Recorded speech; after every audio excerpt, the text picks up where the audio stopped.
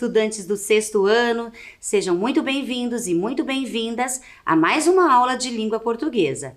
Eu sou a professora Débora. Para a aula de hoje, vou começar pedindo que você separe o material de costume, caderno ou folhas para anotação, lápis, borracha, apontador, uma caneta e, se possível, um dicionário.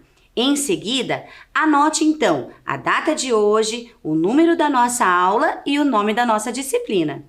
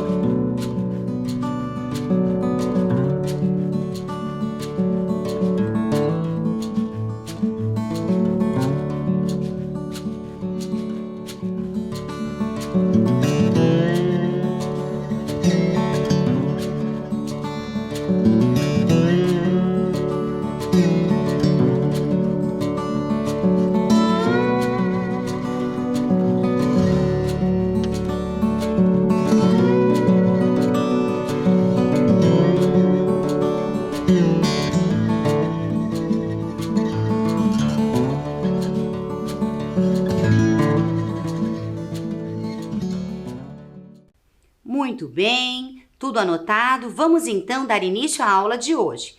Vamos começar relembrando o que vimos na aula de número 58. Acompanhem comigo então.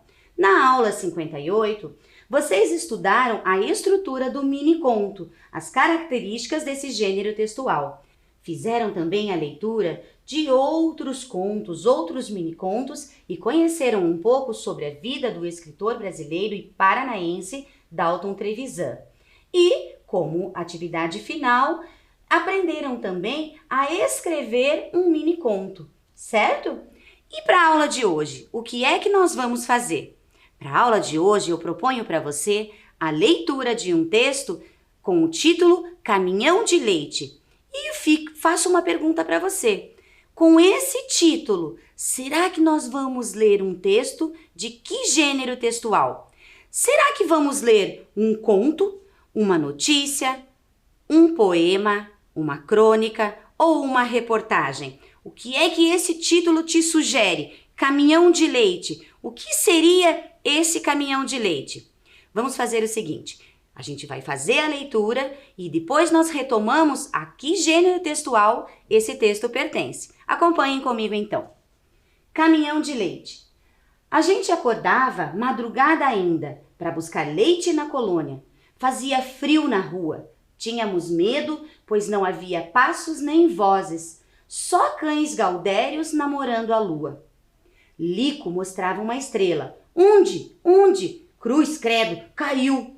Vê lá, seu bobo, estrela cadente da verruga no dedo. E Lico espalmava a mão. Sentávamos no meio-fio enquanto o caminhão não vinha. É tempo de pandorga, Lico. Precisamos fazer grude, comprar papel. Não, acho que o tempo é de peão. Ah, sabe, quando eu for grande quero ter bicicleta, dessas de enfeite no guidão, 3 ou 4 marchas, farol, campainha e catraca engraxada. Eu, que nem escutava, dizia, Lico, na minha aula acho que arranjei uma namorada. É minha professora, mas ela ainda nem sabe. Um motor cansado gemia na ladeira. Subíamos na carroceria, os tarros vazios refletindo a luz das estrelas. E a lua sumia, brilhava o sol, um operário passava de bicicleta, o farol ainda aceso na manhã tão fria, na manhã tão cedo. Então, esse é o texto que nós temos que fala sobre um caminhão de leite. Vejam, retomando agora a primeira questão que eu trouxe para nós. A qual gênero textual esse texto pertence? Será que nós temos aqui um conto, uma notícia, um poema, uma crônica ou uma reportagem? Vejam só comigo. O texto que nós lemos, ele foi organizado em versos, em estrofes. Nós temos ali um eu lírico, aquela voz que conta um fato que ocorria com ele na infância. Então, o texto que nós lemos é um poema, certo? E agora nós vamos começar a analisar esse poema. Esse poema foi tirado de um livro, né? Ele faz parte do livro Restos de Arco-Íris, do poeta Sérgio Caparelli. Foi publicado pela editora LIPM. O autor, nascido em Minas Gerais, publicou vários livros voltados ao público infanto-juvenil. O primeiro, de 1979, chama-se Os Meninos da Rua da Praia. E agora eu quero conversar com você que está aí em casa sobre o conteúdo desse poema. Vamos começar pensando quem é que está contando. Essa voz que fala sobre essa situação que acontecia, esses meninos que esperavam numa manhã bem fria o caminhão de leite, né? Essa voz que conta isso para nós, a gente chama de eu lírico. Eu lírico é um termo usado dentro da literatura para designar o pensamento geral daquele que está narrando um poema. Então, fica aqui uma primeira pergunta para vocês. Quem é esse eu lírico que fala aqui nesse poema, né? Será que aqui nós temos a voz de uma criança, de um adulto ou do Lico, desse talvez personagem que aparece aqui? Certo? Então eu vou dar um tempo para que você releia e que você possa identificar quem é que está contando isso, certo? Um tempo para que você identifique e nós já voltamos para conferir.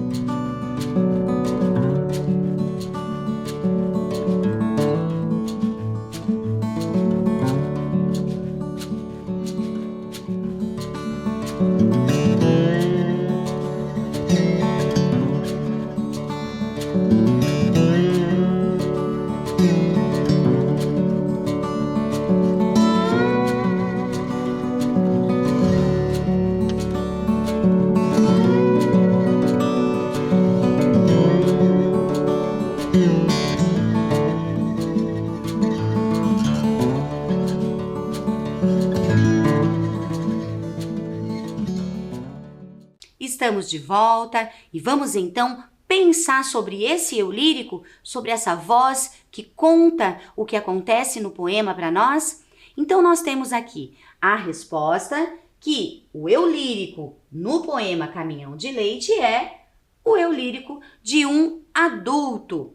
E aí você pode me perguntar, mas professora, como um adulto, se eu tenho aqui, a gente acordava de madrugada, que gostava de brincar, que tinha medo, que queria ter uma bicicleta, como assim esse eu lírico então é um adulto? Eu quero então agora fazer a análise com você desse eu lírico. Por que é um adulto? Eu quero que você repare no texto agora em algumas marcas que indicam, né, que esse eu lírico é, então, um adulto. Vejam só, repare bem nas palavras que nós temos aqui. Acordava, fazia, tínhamos, havia, mostrava, espalmava. Você consegue perceber que essas palavras, elas nos dão ideia de alguém que está lembrando de algo que já aconteceu? Então, todas essas palavras, né, elas indicam ações que se repetiam com frequência, que eram costumeiras na vida desse menino e também do Lico, talvez, né? Então, nós temos aqui palavras, verbos que são usados num tempo passado, mas o passado que a gente chama de imperfeito. Repare, quando ele fala assim, acordava, tínhamos medo, não havia, fazia, mostrava, espalmava. Você tem a impressão de que esses fatos aconteciam com frequência. Não que aconteceu uma vez só, que o eu lírico conta um fato que ocorreu uma vez só e terminou e ficou no passado. Ele conta fatos que, pelas palavras que ele usa, nos dão a entender que era um fato costumeiro, cotidiano. Então a gente percebe que a gente acordava, né? É mais de uma pessoa, então é provavelmente o eu lírico. E quem acompanhava ele será o Lico, né? Esse menino que ele faz referência também. Que isso era rotina na vida deles. Acordar muito cedo, esperar o caminhão de leite para ir buscar leite na colônia e talvez depois trazer as garrafas de leite e revender na cidade. Nos dias de hoje, já não existem mais na cidade esses caminhões de leite que trazem as garrafas de leite e deixam na porta das casas. Mas, há algum tempo, isso era comum, certo? E como é que ficaria, então, esse mesmo texto, né? Vamos pensar se o autor, né, se o narrador fizesse referência a um passado que aconteceu e ficou no passado, a situações que aconteceram uma vez só. Vejam, como ficariam essas estrofes se o eu lírico estivesse contando um fato não habitual, que ocorreu uma única vez? Esses verbos que nós vimos anteriormente no passado imperfeito, acordava, fazia, como é que ficaria? Acompanhe com a professora. Caminhão de leite. A gente acordou madrugada ainda para buscar leite na colônia. Fazia frio na rua. Tivemos medo, pois não havia passos nem vozes. Só os cães gaudérios namorando a lua. Lico mostrou uma estrela e Lico espalmou a mão. Então, reparem nas palavras que a professora destaca no texto agora, né? No lugar de acordava, acordou. No lugar de tínhamos, tivemos. No lugar de mostrava, mostrou. No lugar de espalmava, espalmou. Quando eu falo, então, espalmou, eu dou a ideia de uma ação que aconteceu e terminou no passado, né? Que aconteceu uma vez. Diferente de quando eu usava, quando no poema mesmo, o eu lírico fala espalmava, né? Acordava, dando a ideia de uma ação que se repetia.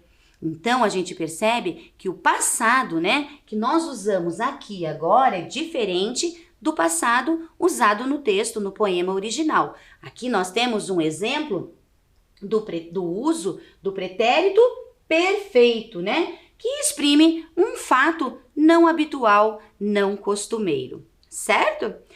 Ainda em relação a isso, vamos pensar um pouquinho agora sobre essas lembranças do eu lírico.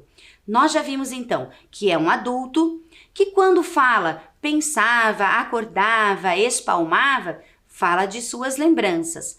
O que eu quero que você pense agora é que lembranças são essas que ele tem da infância, que ficaram marcadas. Então, eu vou dar um tempo para que você releia as estrofes iniciais do poema e pense sobre o assunto. Escreva sua resposta e nós voltamos daqui a pouquinho para conferir.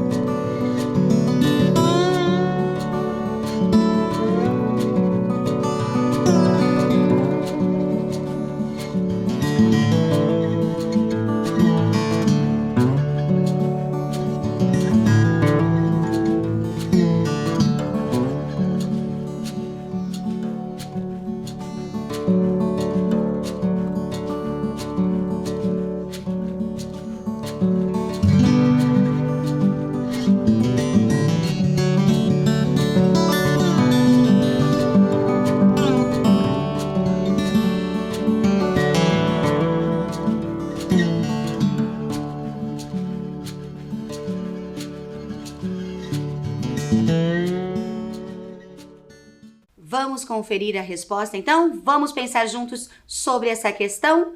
Então, acompanhe com a professora a resposta correta, então. Então, esse eu lírico, esse eu poético, né? O que ele relata?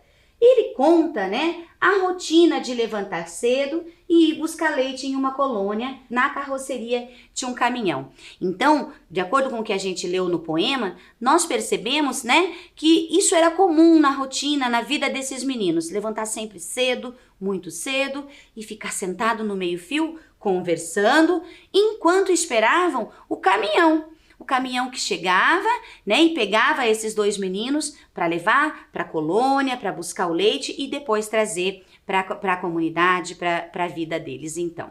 Certo? Bom, vamos pensar agora sobre como é que nós escrevemos, né? Eu quero que você pense, então, agora, como é que aparece no texto do poema essa questão das atividades. O eu poético, né? Ele fazia essa atividade sozinho, essa atividade de buscar leite na colônia? Quem o acompanhava?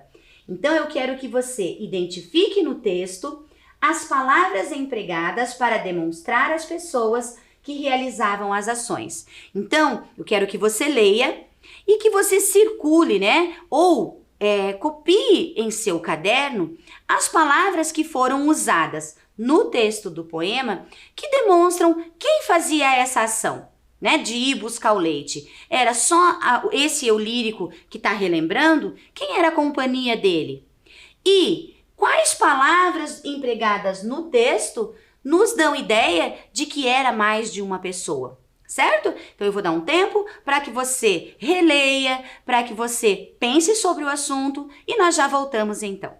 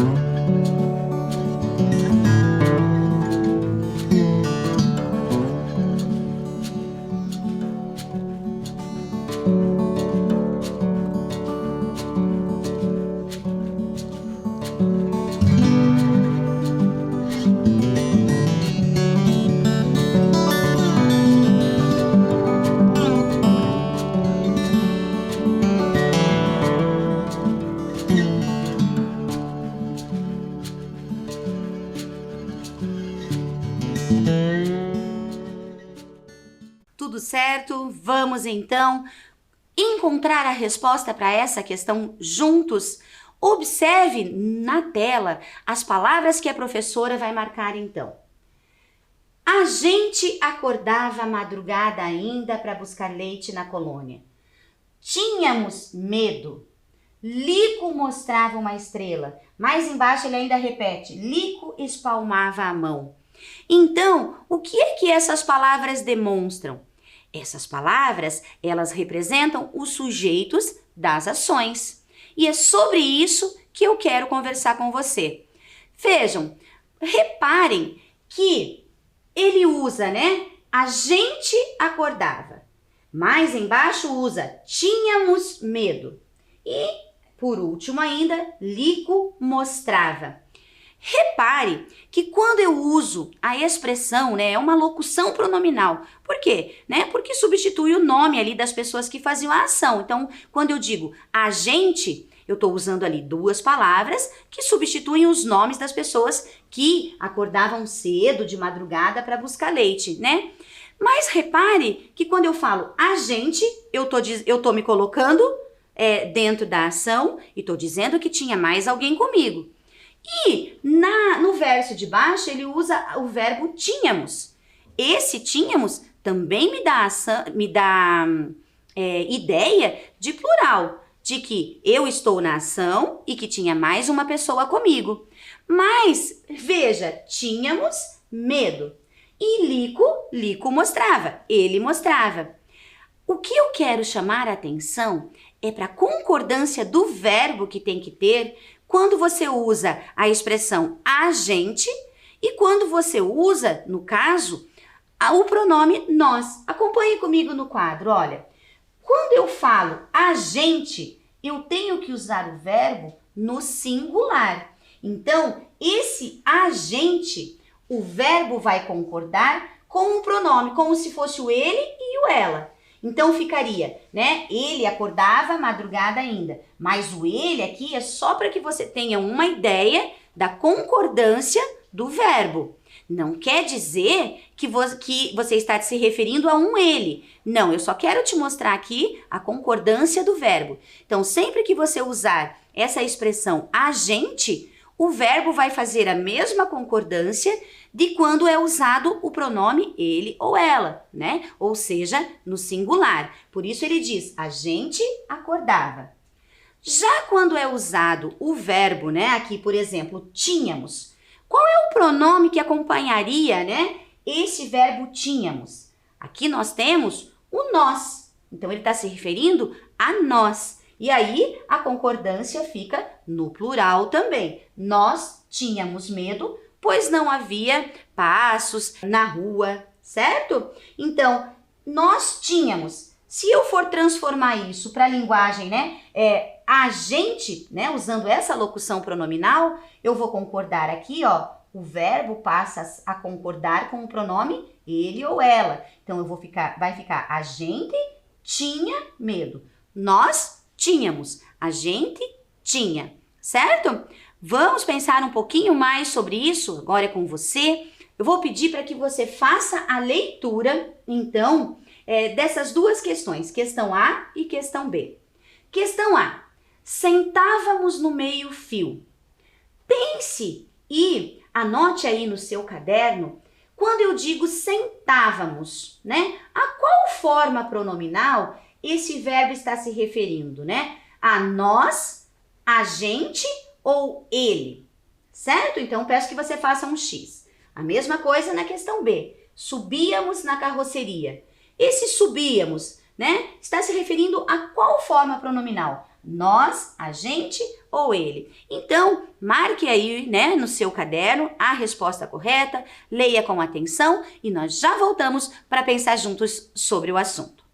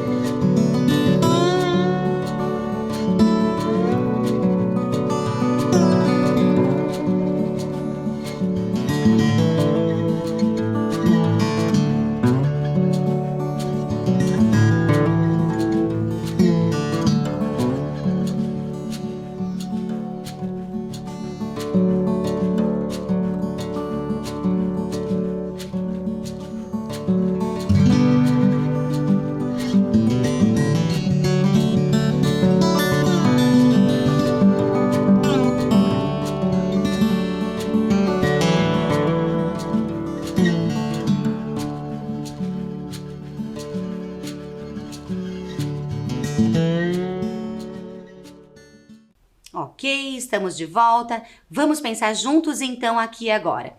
Vejam só, sentávamos no meio-fio. Quando nós falamos sentávamos, qual seria o pronome, né, que combina, que concorda com esse verbo? A gente sentávamos? Nós sentávamos? Ou eles sentávamos? Bom, nós temos aqui o nós. Nós sentávamos. Se fosse, perceba, se fosse a gente, como ficaria essa frase? De acordo com o que nós estudamos na atividade anterior, se fosse a gente, o verbo teria que concordar, né, com o singular. Então, ficaria a gente sentava no meio-fio, certo? Vamos então ver agora a resposta da letra B. Subíamos na carroceria. Esse subíamos, qual é a forma pronominal que combinaria? A gente subíamos, nós subíamos, eles subíamos. Se você reparar, você tem aqui a mesma terminação. Subíamos e sentávamos. Então, o pronome que combina é o pronome nós, certo? E como é que ficaria se nós quiséssemos escrever essa mesma ideia, essa mesma frase, só que no lugar de usar nós preferíssemos usar a gente? Então, a concordância do verbo seria outra. Ficaria a gente subia na carroceria. Tudo bem? Isso não é difícil não, é questão de prática do dia a dia, certo? Vamos em frente? Vamos pensar agora, então, sobre a forma de linguagem empregada nesse poema, certo? Eu quero, então, que você releia esse trecho que eu vou deixar aqui para você. E aí eu quero que você pense sobre a frase destacada, a expressão destacada. Vejam, não havia passos nem vozes. Então, o que significa essa expressão destacada? Então, você vai fazer a leitura das alternativas e você vai marcar a alternativa que representa, né, que tem o mesmo significado de que a frase destacada. Então, eu espero para que você aí faça a leitura, identifique a resposta correta e nós já voltamos.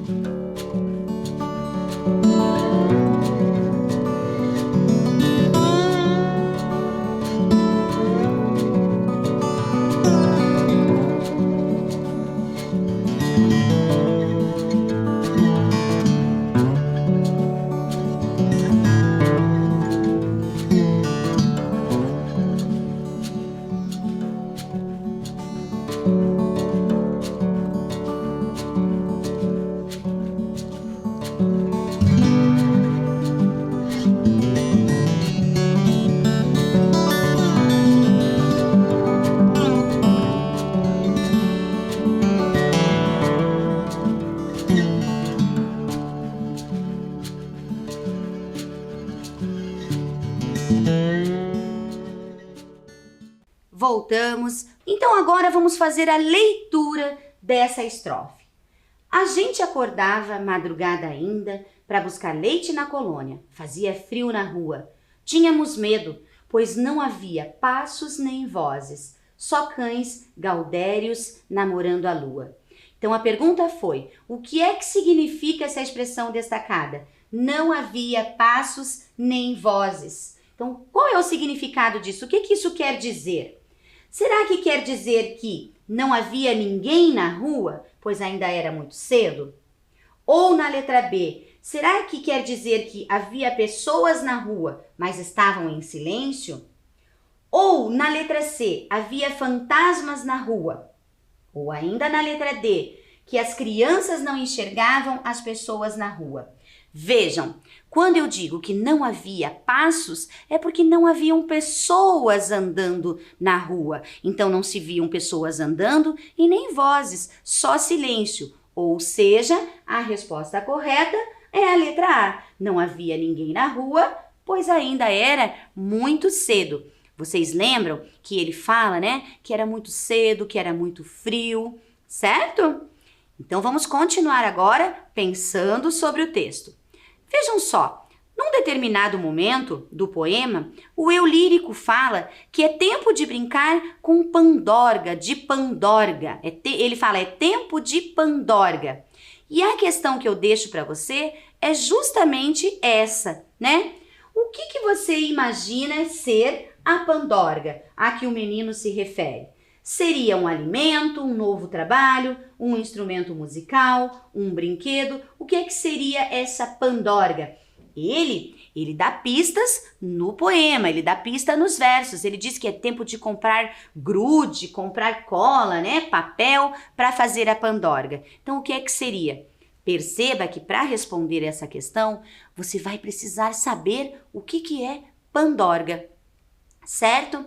Eu vou dar um tempo para que você pense aí. Se você tiver disponível um dicionário, para que procure a resposta no dicionário, ou até mesmo pergunte para alguém mais velho que esteja aí com você, talvez ele saiba. Eu aguardo e nós já voltamos.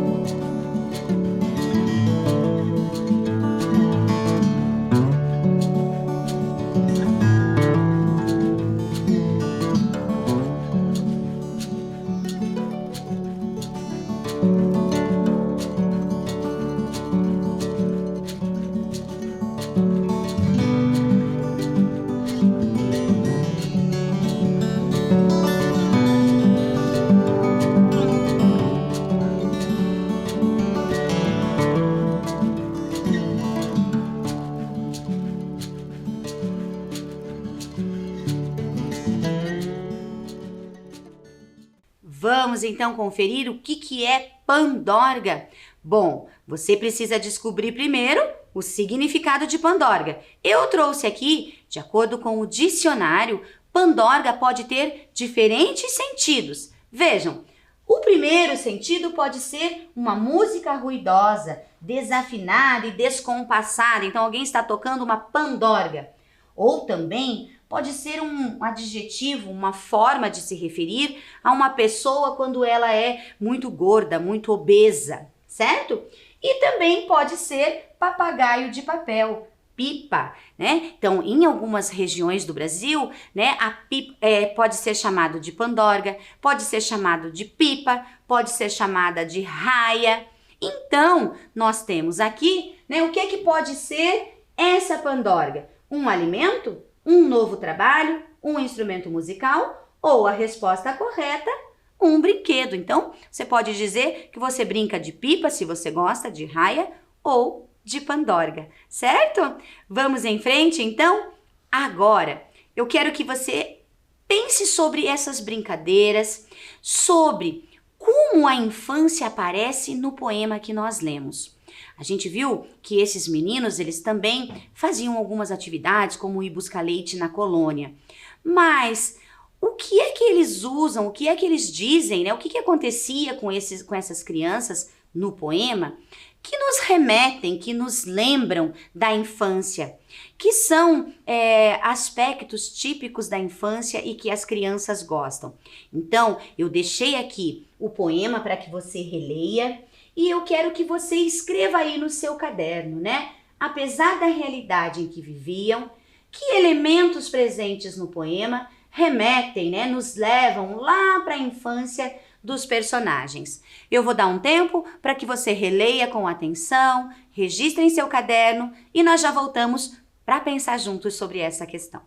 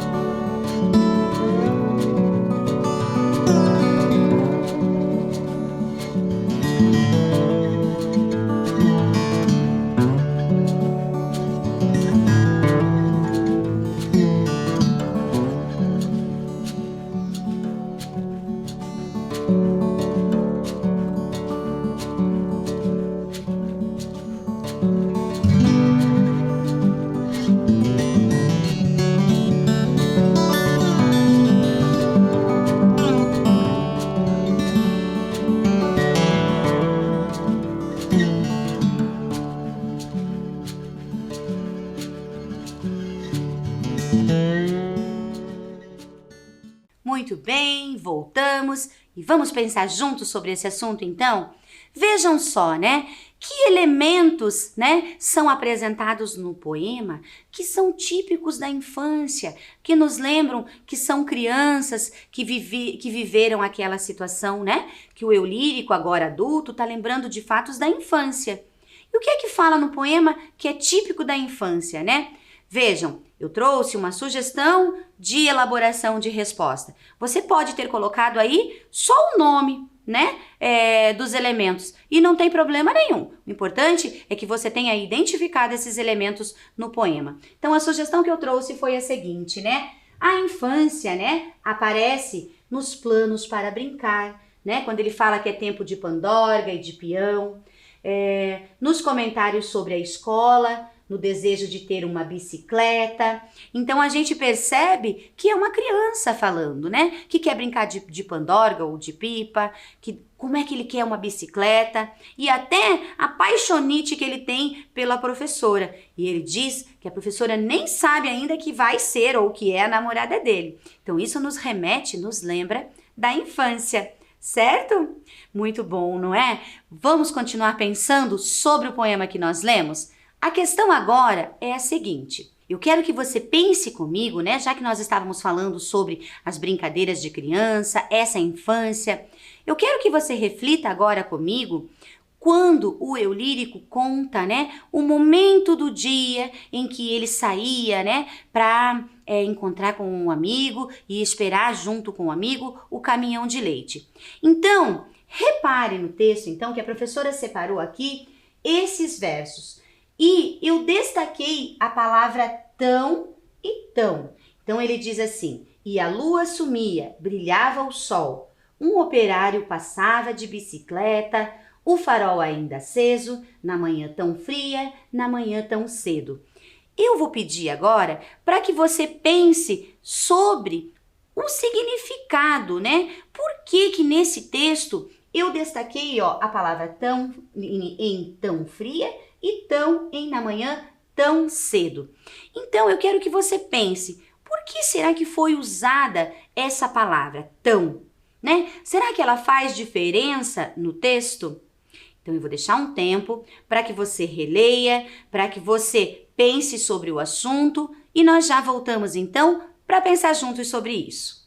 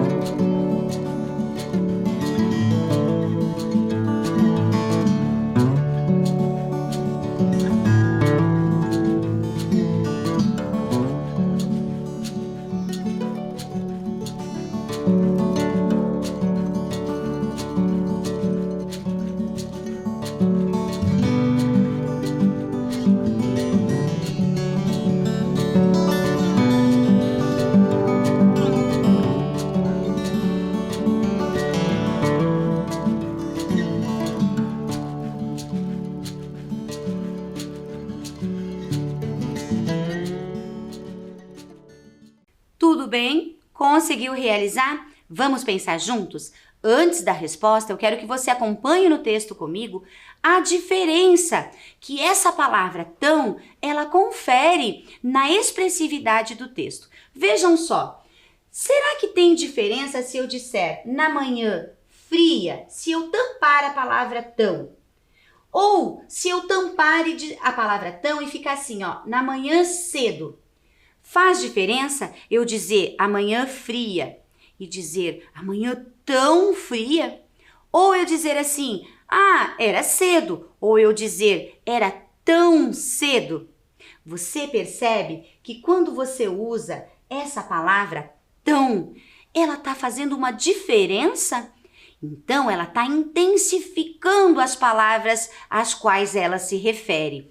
Ou seja, nós temos aqui então, né, nas alternativas, né, a alternativa A. Então, a palavra tão, né, usada nessas duas formas, elas intensificam as palavras fria e cedo. Elas não estão expressando o tempo em que a ação ocorria. Quando eu digo cedo, eu estou dando a ideia de tempo, né? Mas quando eu uso o tão, eu estou intensificando, né? Estou dizendo que era muito cedo, né? E quando eu digo fria, eu também não estou dando ideia de tempo, né? Eu estou dizendo que estava frio, muito frio, tão frio. Será que essas palavras afirmam que a ação realmente acontecia? Não, elas se afirmassem seria certamente, obviamente, e isso não acontece. Ou indicam um modo como a ação acontecia. Não, né? Até porque aqui eu não tenho, né, uma ação, né, quando eu tenho fria ou quando eu tenho cedo. Então, elas intensificam, né, o sentido da palavra fria e da palavra cedo. Tudo bem? Bom, nós vamos ficando por aqui, mas eu aguardo você na próxima aula, certo? Então, cuidem-se e até a próxima!